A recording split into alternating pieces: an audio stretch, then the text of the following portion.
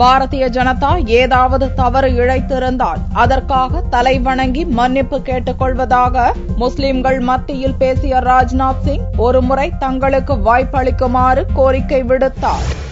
பாரதிய ஜனதாவின் 272 தொகுதிகள் இலக்கில் முஸ்லிம்களின் பங்கு என்ற தலைப்பில் டெல்லியில் மாநாடு நடந்தது. இதில் கலந்து கொண்டு பேசிய கட்சித் தலைவர் ராஜ்நாத் சிங், காங்கிரஸ் பரப்பும் பொய் பிரச்சாரத்தை நம்ப வேண்டாம் என்றும், அனைத்து சமுதாயத்தினருக்கும் சமத்துவம் அளிக்கும் ஆட்சியை ஏற்படுத்த பாரதிய ஜனதாவுக்கு லோக்சபா தேர்தலில் ஒரு வாய்ப்பு தரும்படியும் முஸ்லிம்களை கேட்டுக் கொண்டார். மேலும் கடந்த காலத்தில் பாரதிய ஜனதா கட்சியால் எந்த வகையிலேனும் தவறு இழைக்கப்பட்டிருந்தால் அதற்காக தலைவணங்கி மன்னிப்பு கேட்டுக் கொள்வதாக கூறிய ராஜ்நாத் சிங், பாரதிய ஜனதா எப்போதுமே முஸ்லிம்களுக்கோ அல்லது ஒரு குறிப்பிட்ட சமுதாயத்துக்கோ எதிராக செயல்பட்டது இல்லை என்றும், அதுபோல பரப்பப்படும் பிரச்சாரத்தை நம்ப வேண்டாம் என்றும் கூறினார்.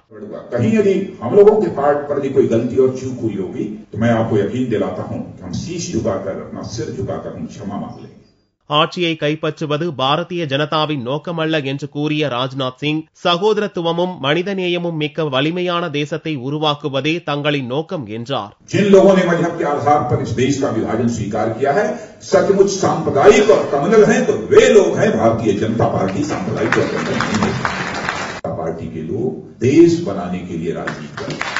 பாரதிய ஜனதாவை ஒரு முறை தேர்வு செய்து பாருங்கள். அது முஸ்லிம் மக்களின் எதிர்பார்ப்பை பூர்த்தி செய்யாவிட்டால் அதன் பிறகு ஒருபோதும் ஆதரிக்க வேண்டாம் என்றும் ராஜ்நாத் சிங் உருக்கமாக குறிப்பிட்டார்.